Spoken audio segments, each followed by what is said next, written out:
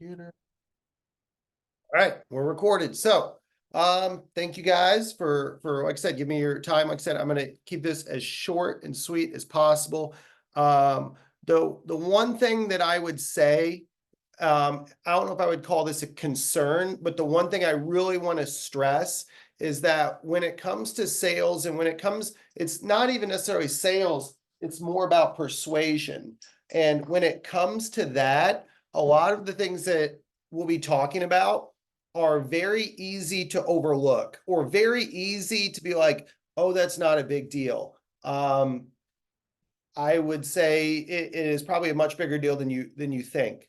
But the thing with persuasion is and I've read a lot of books on persuasion and influence and sales, and a lot of just the smallest, most subtle things can make such a huge difference. Even talking to you now, normally when I'm at my computer, I have my feet propped up on my trash can. Instead, I'm sitting up tall and I'm leaning forward. All that's because that will help elevate my energy and my tone. And again, it's something super simple, but it makes a difference. So if there's one thing that I want to stress right out of the gates, it's that with a lot of this stuff, it's very easy to overlook and be like, it's not a big deal. And I would argue, like, don't fall into that trap of like just thinking like, yeah, it's not that big. So like I said, these small subtle changes can make such a huge difference in our ability to persuade others to our way of thinking. As I mentioned when I first posted that I was going to be doing this, I mentioned that like when we think of sales, sales has such a negative connotation. With sales, we're just like, oh, that's sleazy, and we tend to automatically think like used car salesman. Like we go to the worst case scenario often, or like the person cold calling us. And yes, that is definitely sales. But when I think of sales, I think of winning people over to your way of thinking. Sales to me is being able to talk to a client in the gym and get them to increase their water intake. Everyone knows they should drink more water. Everyone knows they should eat more protein. They should consume less alcohol. They should eat less pizza. I know I don't totally agree with that, but anyway, everyone knows they should be doing these things, but they don't do them.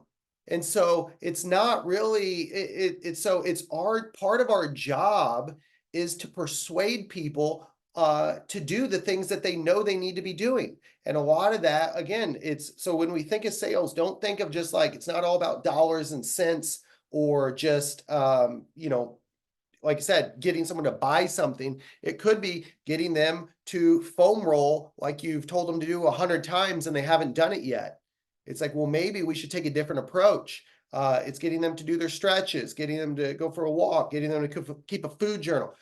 Keeping a food journal is a great example of something I've banged my head up against the wall for years trying to get people to do it. And the ones that do, it truly is life changing. Once they realize how many calories they're consuming. But my only regret is like, man, if I could have just done a better job of selling them on doing this thing that I know will positively impact their life. So that's the first thing that I really want to get across is just like when we think about sales, it's not about like dollars necessarily. It's more about persuasion. So a good example of this is, and you've all heard me do it, in a lot of our team meetings and a lot of our seminars and a lot of just conversations, I'm always referencing notes from books and quotes from books. That's very intentional. One, it's because it's like something I've learned and I'm trying to reference when I can, like where the information came from. So that's part of it. I'm trying to give credit where credit is due. However, what matters to me more than giving credit, because I like to and I can, but it's not as big of a deal. What matters to me more is I truly believe that learning from books can change your life. And so that's why to me, when I share this with you, it's because I'm trying to persuade you, I'm trying to convince you to read more. I'm trying to, and so again, I want you to believe what I believe. And that's why I'm always, sharing these things about like quotes from books and everything. It still goes back to persuasion. It's because I truly believe that like reading books can positively impact your life. And so that's why I'm always talking about it. So, when we talk about sales and persuasion, I'm going to start with, and I'm only going to show like just a 2-minute clip here of an event I was at recently. So let me, you should be able to hear it. Again, this is just 2 minutes. This was completely off the cuff, unrehearsed. Just so it was definitely not my best presentation skills at all. But this was something I shared with about 50 gym owners and Mike Michalowicz, who's an author that you may or may not be familiar with. So this was like I said, this was at a little private event. So let me know if you can't hear it. Back to where I was. And then seeing the consequences of not exercising through my dad. I know this is a strong way to look at it, but to me, I look at exercise. I'm like, if you don't work out, you're a terrible fucking person. And I genuinely mean that. And the reason I say that, and it sounds horrible, I hope you work out, Mike. Sorry. I'm just like, yeah, but like, the reason I say that, like, I can't think highly of someone that doesn't exercise is because I see the impact. If you don't work out, you're not hurting yourself. You're hurting your kids. You're hurting your spouse. When my dad was in the hospital during his first stroke, which was the worst for 6 weeks, man, because it was the first time, my first interaction with like the healthcare system, which I'm sure a lot of people can relate. I was a miserable person dealing with hospitals and doctors. And so then I was shitty towards my employees. I was shitty towards my clients. So I look at it as my dad's health impacted him. It impacted our immediate family. It impacted my employees. It impacted my clients. One person didn't take care of himself. And so because of that, there's 250 people, give or take, that were negatively impacted by him not taking care of himself. And so when I look at the importance of fitness, and I know a lot of us talk about business and doing this or that. To me, that's the reason why, like, I have no interest in like short-term rentals and doing all this other stuff. And this is why, I'm opening 4 more gyms. It's because to me, like, there is nothing else. Nothing in this world matters. Your spouse doesn't matter. Your job doesn't, none of that matters. Because if you don't take care of yourself, you don't have the energy to give to that person. So to me, it's like, man, fitness and working out is like number one. Because if you're not at your best, you can't be there for everyone else. So that was just a quick clip. But if listening to that, what is everyone like? What comes to mind? What do you think of that?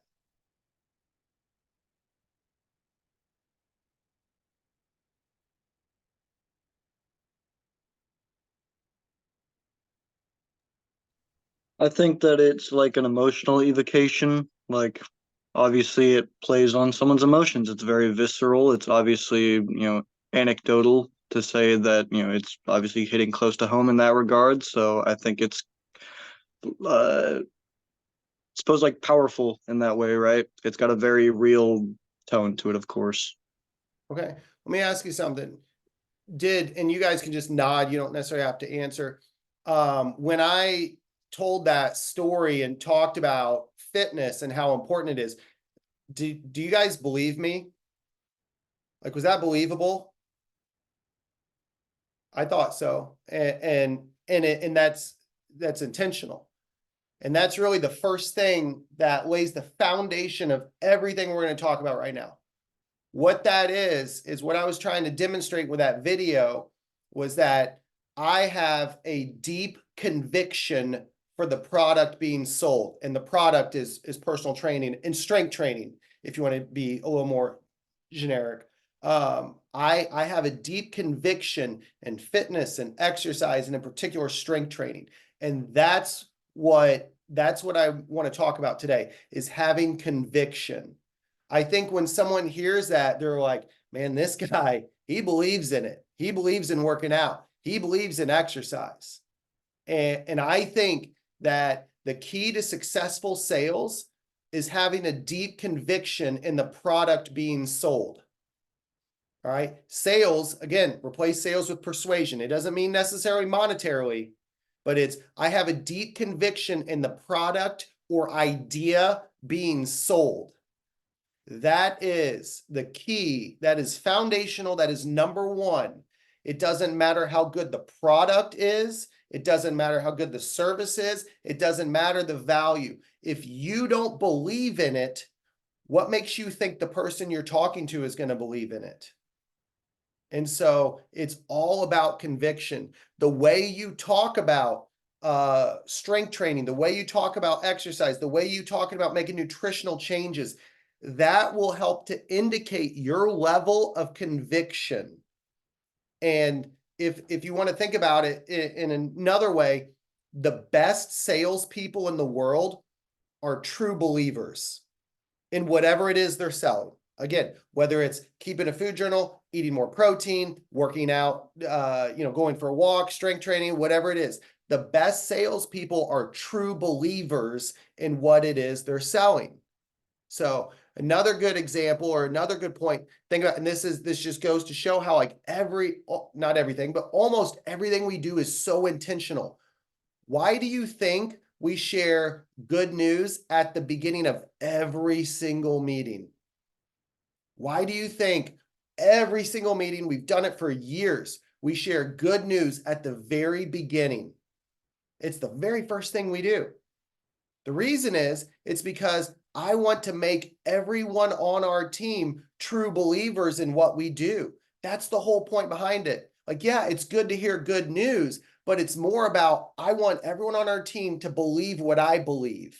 And that is that like we can truly change people's lives with the work we do. That's what, and by sharing that good news at the beginning of each meeting, it's because I want to raise your level of conviction in what we do, because the clients will be able to see that. Someone that walks in for more information, they'll be able to see that. They'll be able to feel that. And they'll be able to know, like, man, this person really like believes what they really believe in this stuff. And so the reason this matters is because sales is a transfer of conviction. All right. When I'm selling you something, I'm trying to raise your level of conviction. I'm trying to convince you to believe what I believe.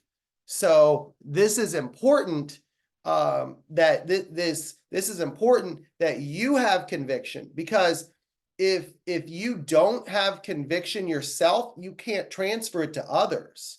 It's easy for me to talk about what we do because I'm convinced. I'm convicted in fitness and in strength training in particular.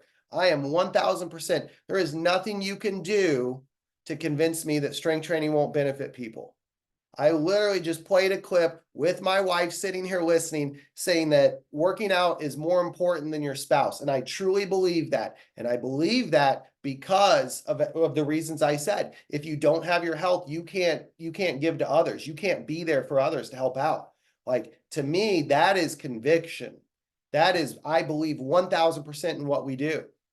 And so again, with sales, with persuasion, the most foundational thing that you can think about is you have to have conviction in what it is you're talking about.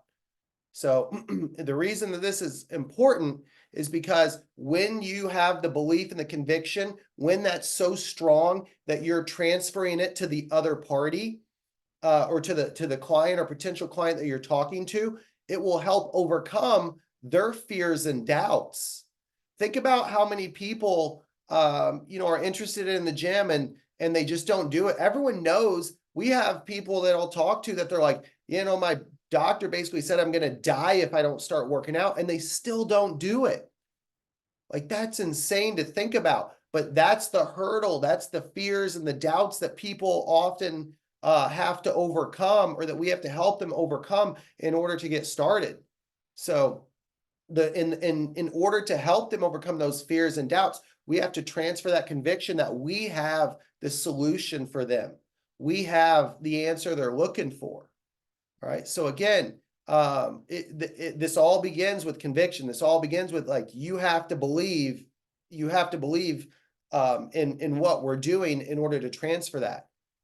So now, how do you show that conviction?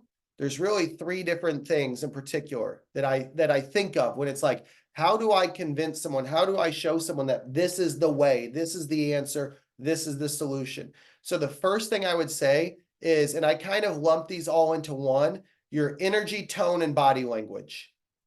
All right, how I show conviction to the other party that I'm speaking with is with my energy, tone, and body language. And again, I kind of lump those all into one, even though they're, they're all different. They're all a little different. But again, if my body language is me kicking back with my feet propped up in a recliner, like, man, you can just, you'd probably think like I'm not as into this conversation as what I really am. My tone and my energy, if I'm half asleep and yawning, like, that's probably, you're going to be like, man, he's really not into this as much as if I'm leaning in here and I'm talking with my hands like I always do. And hopefully you can feel that more than if I was, again, just kind of sitting back and, just talking very monotone and, talking about this stuff. And it's important that people work out, and like that, to me, that's not very convincing. So again, first thing is your energy, tone, and body language.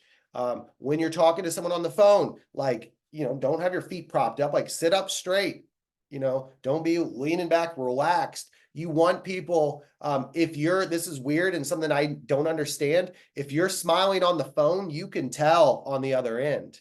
It's weird. Don't know why that works, but it does. So when I'm calling someone, I'm smiling, I'm energetic, I'm upbeat, because again, that's foundational to showing conviction. So the second thing is knowledge. If you want to show conviction, plain and simple, is you have to be knowledgeable. You have to be able to articulate why this matters, why, how strength training can help someone. You have to be knowledgeable about, what it is, why are total body workouts more appropriate for the general population? Why do we not have rows and rows of machines? Why do we have more functional based equipment? The more knowledgeable you are about the specifics and why we do total body workouts, and why we do push, pull, knee, hip, and anti-rotation, anti-extension, and why we do a metabolic finisher at the end. The more knowledgeable you are there, the more you'll be able to educate someone and raise their level of conviction, make them a believer. And then the third thing is sharing, and I just did it on that video, is sharing examples of similar clients or individuals. All right, so this one's really important. So I tell a lot of stories about my dad. And the reason I do that is because I want to explain to people the cost of inaction. I want people to understand what happens when you don't take action. I want people to understand the negative effects of not taking care of yourself and not prioritizing yourself. Another example would be Sue DeSarno at Blue Ocean Fitness. So I remember years ago, I think it was like 2014, she continued to come to the gym and work out while she was going through chemo treatments for cancer. All right.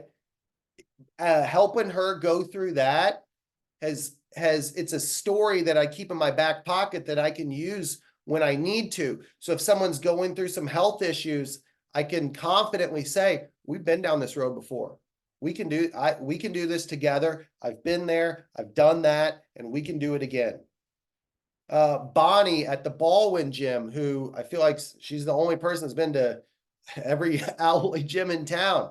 And she's a good example of someone that when she first started was walking with the cane. Now she doesn't use a cane. Like that's a story that I can use to help when I'm talking to someone else that's maybe really deconditioned. Carrie Smalley, who was at our grand opening party last weekend at Claymont. She's been at Blue Ocean. I've worked with her before I even opened Blue Ocean. I've worked with her for, I think, 13 years or 14 years now. When you talk about and she's lost 70 pounds and more importantly, kept it off. But when you talk about sustainable progress, like that's a story I use. Examples at Claymont would be like Kent and Glenn. You want to talk about working around knee replacements or knee injuries. You want to talk about this woman, JC, that I worked with, didn't have an arm. She had her arm amputated as a child. We've got a client at Claymont now that doesn't have a leg. It was, amputated at the knee. All of these, I could go on and on and on with all these different stories of clients that I can use to share with someone else, so that when I'm talking to someone and I'm trying to persuade them to do something, and they're like, yeah, I don't know, John, I'm really out of shape and I'm really deconditioned, and I can't, I've got a bad ankle. I can't work out. I can come back to them and I'm like, you know what? We've worked with a lot of, we work with a lot of folks where we have to modify around injuries. In fact, we've got someone right here that doesn't even have a leg. So that person with an ankle injury, when I bring up someone that we work with that has an amputated leg, don't you think that kind of lowers their concerns? It's like, man, I guess maybe these guys can really help me out. So again, the 3 examples of how to show, or 3 actionable things that you can use to show conviction, are with your energy, tone, and body language, with your knowledge, so that you can just articulate what it is that we do, and your examples of similar stories or clients that you can pull from and reference when talking to someone else. If I'm talking to Kelly and she's not really bought in on keeping a food journal, even though I've been harping her about it, I can say, you know what, Kelly, everything you've said, it really reminds me of this client, Kate, that we've got. She was really hesitant to keep a food journal, because I get it. I know that it sucks. However, you know what? She bought in, she kept a food journal for 1 week. And as a result, she's now down 27 pounds over the last 4 months, because by keeping that food journal, we identified a few areas that she was just overlooking that really made a big difference for her and her results. That to me is why sharing those stories of other clients, why that matters. So to wrap this up, here's I know you guys didn't know this, but there's homework. Here's 3 things to think about. Here's your 3 pieces of homework. First and foremost is think about your own level of conviction. All right. And what I mean by that would be something as simple as like, do you really believe in the power of exercise? Are you working out consistently? I'm not saying we all need to have 6 packs, because I'm a long ways away from it, but we all need to be exercising consistently. And if you don't believe that enough to convince yourself to do that, you will always struggle to help others, because it's like, man, you can't even convince yourself. How are you going to convince someone else? That's a big ask.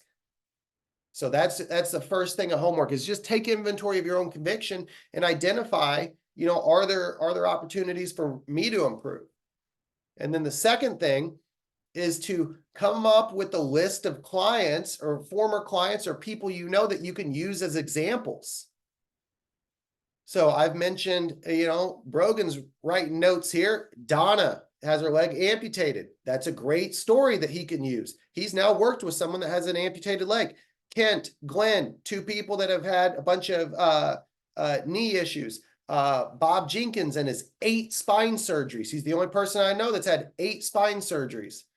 And you know what? We've been able to work around it. All those things, those are great stories that you can share, or examples that you can share that are very specific. So think about that. What clients can you use to reference? Maybe it's someone like a Rob Jones at Baldwin, who's lost a bunch of weight.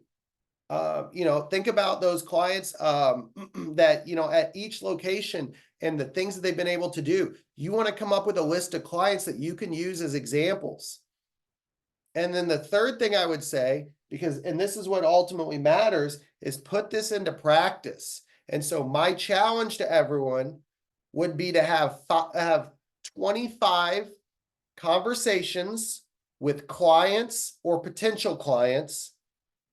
And focus on being intentional with your tone, energy, and body language, and try to convince them to your way of thinking.